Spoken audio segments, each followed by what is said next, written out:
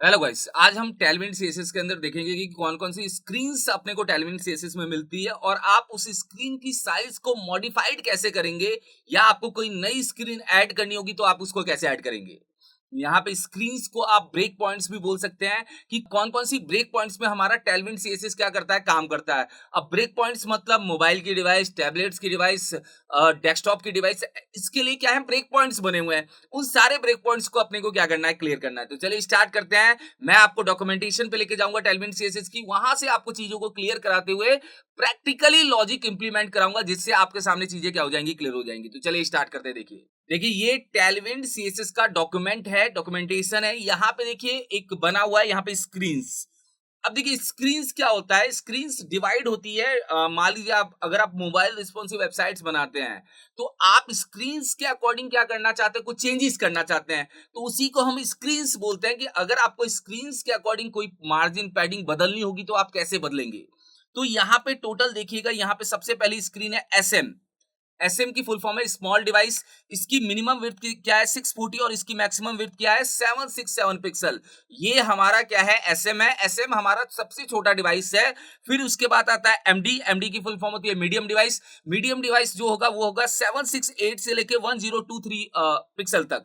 ये मान सकते हैं कि ये जो होती है स्क्रीन, ये टैबलेट्स के लिए काम आती है।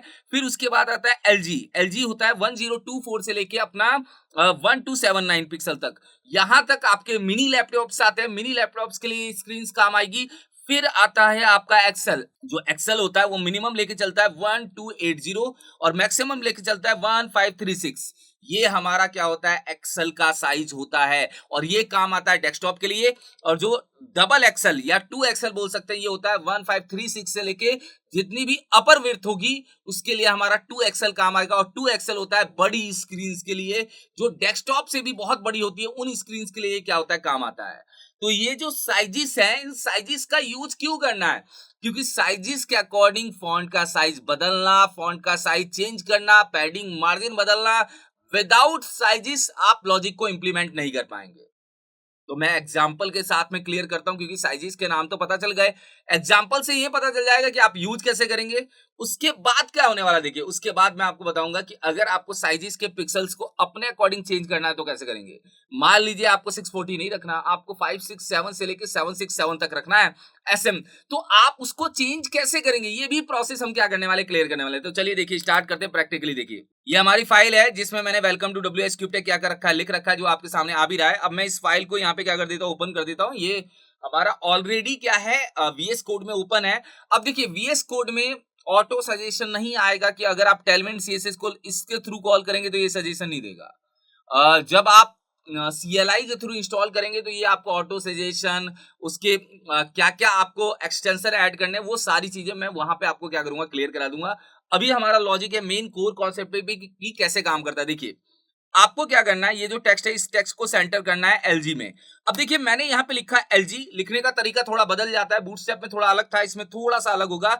यहाँ पे एलजी, एलजी बता रहा है लार्ज स्क्रीन, कॉलन करके यहाँ पे आपको देना है कॉलन। आपको यहाँ पे क्या देना है, कॉलन, और यहाँ पे लिखना है टेक्स्ट डैश सेंटर। आपने लिखा टेक्स्ट डैश सेंटर, तो आपने लिखा कि एलजी के स्क्रीन में मेरा जो टेक्स्ट है वो क्या हो जाए, सेंटर चला जाए। बढ़िया है, देखिए आप यहाँ पे जाके रिफ्रेश करेंगे, एलजी की स्क्रीन में सेंटर चला जाएगा। मगर एक चीज नोटिस करिए ना, ये एलजी नहीं है, क्योंकि ये मेरा जो लैपटॉप है वो 1600 पिक्सल है। अगर मेरा लैपटॉप 1600 पिक्सल है तो वो इस स्क्रीन को टारगेट करना चाहिए था, मगर वो कर नहीं रहा। एक्चुअल में होता क्या है कि जब आप एक ही देते हैं, जैसे आपने एलजी में क्या किया, सेंटर दिया, तो वो एलजी प्लस एलजी के ऊपर एक्सेल और उसके ऊपर डबल एक्सेल, तीनों में सेम काम कर देता है। अगर आप एक्सेल देंगे, जैसे आपने यहाँ पे क्या लिखा है, एक्सेल, जैसे आपने यहाँ पे लिखा है एक्सेल डैश टेक्स्ट लेफ्ट, यहाँ पे आपने टेक्स्ट लेफ्ट लिख दिया, तो अब ये जो होगा, ये एक्सेल की स्क्रीन में टेक्स्ट आपका क्या हो जाएगा, लेफ्ट हो जाएगा। देखिए मैं यहाँ पे रिफ्रेश करता हूँ, लेफ्ट हो गया। तो क्लियर है कि आप देंगे अगर एलजी केवल, तो एलजी के ऊपर तक तो वो सेम काम करेगा, नीचे पर काम नहीं करेगा। नीचे के लिए अपने को देना पड़ेगा। तो मैं एक एग्जांपल समझा रहा था कि आप पर्टिकुलर स्क्रीन के अकॉर्डिंग टेक्स्ट पे मॉडिफाइड कर पा रहे हैं, टेक्स्ट पे क्या कर पा रहे हैं, काम कर पा रहे हैं, किसी को सेंटर किसी को लेफ्ट, आप स्क्रीन के अकॉर्डिंग कर पा रहे हैं। अब देखिए मैं यहाँ जाता हूँ और यहाँ पे जाके क्या करता हूँ, रिफ्रेश करता हूँ, सेव करने के बाद रिफ्रेश करता हूँ, ये सेंटर हो गया। मैं चाहता हूं कि मोबाइल की डिवाइस, अब मोबाइल की डिवाइस कैसे होगी, आप यहां से जज करेंगे। देखिए अभी जो है ये किस में आ रहा है 559 और मैं यहाँ पे जाके क्या करता हूँ मोबाइल की डिवाइस SM:टेक्स्ट सेंटर, मैंने यहाँ पे लिखा है SM:टेक्स्ट सेंटर, मैंने लिखा है कि SM की स्क्रीन में ये टेक्स्ट सेंटर हो जाए और मैं यहाँ रिफ्रेश करता हूँ। ये नहीं हुआ टेक्स्ट सेंटर, रीजन क्या है? क्योंकि SM हमारे इस स्क्रीन को टारगेट ही नहीं कर रहा। देखिए यहाँ पे कितना है, मिनिमम कितना है 559, मिनिमम 559 है, क्लियर दिख रहा है। और यहाँ पे देखिए SM का मिनिमम कितना है 640, तो 640 से कम वाला तो कोई स्क्रीन बनाया ही नहीं है टेलविन ने, वो हमें अपने लॉजिक के अकॉर्डिंग बनाना पड़ेगा। जब तक आप या तो फिर एक काम करिए, या आप इसको हटा दीजिए तो ये हर स्क्रीन में क्या करेगा, सेम काम करेगा। इसको हटा दीजिए, हर स्क्रीन में क्या कर देगा, ये सेंटर कर देगा, कर दिया इसने। अगर आप पर्टिकुलर उस स्क्रीन को टारगेट कर रहे हैं और जिसके पिक्सल्स नहीं दिए हैं तो वो आपको यहाँ पे ऐड करने पड़ेंगे, एक नई स्क्रीन अपने को ऐड करनी पड़ेगी, या फिर आप एसएम की विड्थ को क्या कर दो, चेंज कर दो।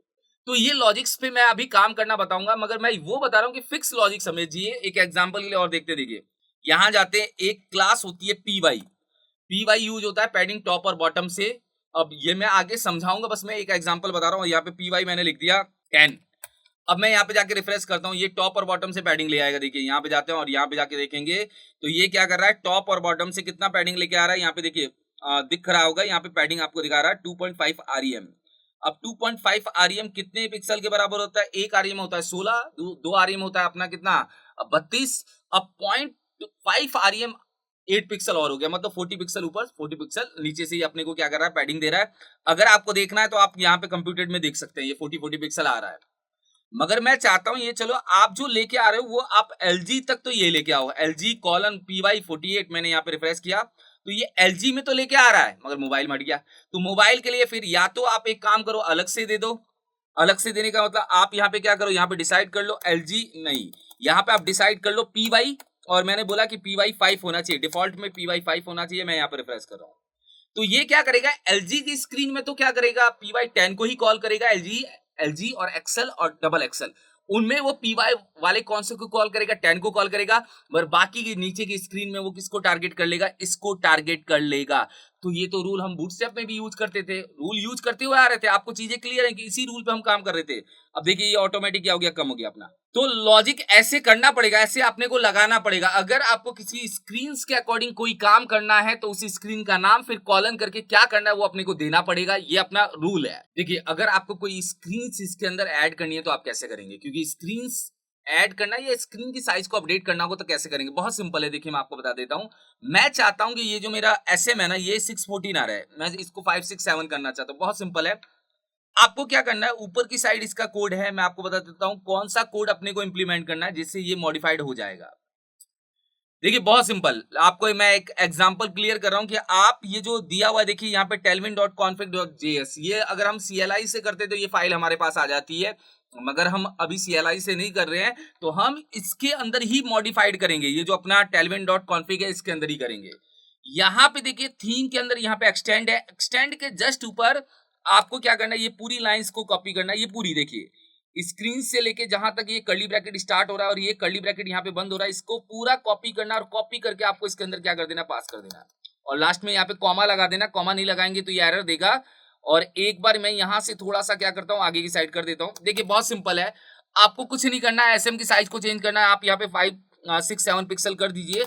अब जो SM होगा, SM की मिनिमम विड्थ, सॉरी 567 करना है ना, तो मैं यहाँ पे जाके क्या करता हूँ 567 यहाँ पे कर देता हूँ। तो SM की मिनिमम विड्थ कितनी हो जाएगी, 567 पिक्सल। और बाकी का सेम प्रोसेस रखिए, मिनिमम हमने क्या कर दिया, चेंज कर दिया। अब आप जाके यहाँ पे क्या करेंगे, रिफ्रेश करेंगे। जैसे मैं यहाँ पे गया और मैंने यहाँ पे रिफ्रेश किया, रिफ्रेश करते आप नोटिस करिएगा, मैं यहाँ जाता हूँ और यहाँ जाके आपको दिखाता हूँ मैंने कितना दिया था। आप देखिएगा, ध्यान से देखिए 567। अब आप नोटिस करिए, मैं अभी 559 पे हूँ, 567 तक जाता हूँ। देखिए 567 करते ही आप नोटिस करिएगा कि ये अब कॉल होने लग गया। अब मिनिमम क्या हो चुका है, ओवरराइट हो गया। पहले कितना आ रहा था, देखिए मिनिमम अपना 640 पिक्सल, तो आप यहाँ पे 640 कर दीजिए, डिफॉल्ट तो यही था। देखिए अब 640 में वो क्या करेगा, 640 पे ही इसको सेंटर करेगा। देखिए तो मिनिमम अगर आपको चेंज करना है तो आप चेंज कर सकते हैं, ये कर दिया ना मैंने, देखिए यहाँ पे। तो आप कोई भी स्क्रीन को अपने अकॉर्डिंग क्या कर सकते हैं, मॉडिफाइड कर सकते हैं। कोई भी स्क्रीन की विड्थ को आप अपने अकॉर्डिंग मॉडिफाई कर सकते हैं। बस आपको लाना है और यहाँ पे विड्थ को क्या कर देना है, सेट कर देना है कि मिनिमम क्या चाहिए। अब आपका कहना है कि हमें इसके अंदर अगर कोई नई स्क्रीन एक्सटेंड करनी होगी तो कैसे करेंगे। अगर अपने को इसके अंदर कोई नई स्क्रीन को एक्सटेंड करना होगा तो कैसे करेंगे? एक्सटेंड करने का मतलब एक स्क्रीन और इसके अंदर क्या करना, लेके आना।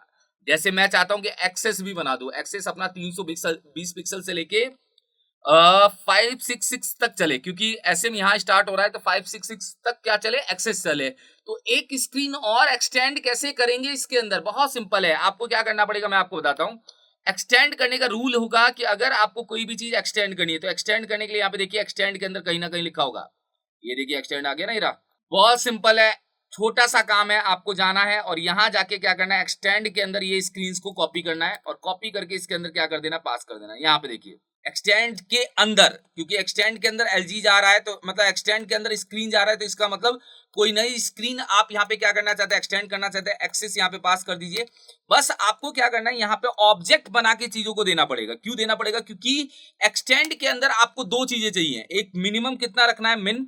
मैंने बोला कि मिन अपना हो जाएगा, मान लीजिए मिन हमने यहाँ पे बोला कि 320 पिक्सल हमारा क्या हो जाए, मिन हो जाए। और फिर हमने यहाँ पे कॉमा करके बोला मैक्स, कि मैक्स कितना रहेगा, तो मैक्स आप जितना देना चाहते हो उतना रख दीजिए। मैक्स मैंने कॉलन करके यहाँ पे लिखा है कि मैक्स अपना हो जाए यहाँ पे लगभग जो इससे कम हो थोड़ा, तो 566 ये अपना मैक्स हो जाए। ये अपना मिन हो जाएगा और ये अपना मैक्स हो जाएगा। अगर आप इसको भी कोटेशन में रखना चाहते हैं, कोटेशन में रख सकते हैं। जैसे ये कोटेशन में रखा हुआ तो मैं कोटेशन में ही रख देता हूँ। चलिए मैं इसको यहाँ पे क्या कर रहा हूँ, कोटेशन में डाल देता हूँ और इसको भी क्या कर देता हूँ, कोटेशन में डाल देता हूँ।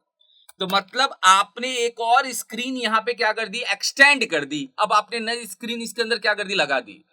बहुत सिंपल है, बहुत सिंपल सा लॉजिक है, बहुत सिंपल सा कॉन्सेप्ट है। करना क्या है, बहुत सिंपल, आपको जाना है और जाके यहाँ पे एक्सेस को यूज करना है यहाँ पे, और बोलना है कि हमारा जो एक्सेस है ना, एक्सेस के अंदर भी हमारा टेक्स्ट क्या हो जाए, एक बार एक्सेस कॉलन, और यहाँ पे हम क्या लिखेंगे, टेक्स्ट लेफ्ट। देखिए मैं चाहता हूं कि मेरा एक्सेस के अंदर टेक्स्ट क्या हो जाए, लेफ्ट हो जाए। और मैं यहाँ पे जाके क्या करूंगा, रिफ्रेश करूंगा, रिफ्रेश करके इसको छोटा करूंगा। छोटा करते ही देखिए यहाँ पे एक और नई स्क्रीन आपके सामने जुड़ चुकी है और उसकी मिनिमम और मैक्सिमम विड्थ आपको क्या हो गई, दिखने लग गई। तो अगर आपको कोई नई स्क्रीन जोड़नी है तो मगर एक चीज का ध्यान रखिएगा, स्क्रीन पहले लास्ट पे कहां पे खत्म हुई थी वो देख लीजिए। मतलब बीच में भी अगर कुछ जोड़ना है तो आप जोड़ सकते हैं, ऐसा नहीं है कि नहीं जोड़ सकते हैं, मगर अपने को समझना पड़ेगा कि पहले क्या स्क्रीन चल रही थी और जो आप नहीं जोड़ने जा रहे हैं वो कहां पे जोड़ने जा रहे हैं। तो मैं क्या कर रहा हूं, मैं एक जोड़ने जा रहा हूं, इसके ऊपर यहां पे जुड़ रही है तो यहां नहीं दे सकता। यहां पे वो होता है जो डिफॉल्ट स्क्रीन आती है। अगर आपको जोड़ना होगा तो आपको एक्सटेंड में जाके स्क्रीन को ऐड करना है और यहाँ पे एक्सेस या कोई भी नाम बना दीजिए और बोल दीजिए कि 320 से लेके अपना क्या होगा, MX 567 पिक्सल तक क्या करेगा, कॉल करेगा। अब इसका बेनिफिट बता देता हूं। जैसे मैंने मान लीजिए यहाँ पे दिया कि ये सेंटर हो जाए तो सेंटर भी काम करेगा। देखिए यहाँ पे ये लीजिए, तो आप एक नई स्क्रीन भी बना सकते हैं विदाउट लीविंग HTML पेज, कि आपने HTML पेज को नहीं छोड़ा और नई स्क्रीन भी क्या कर दी, बना दी।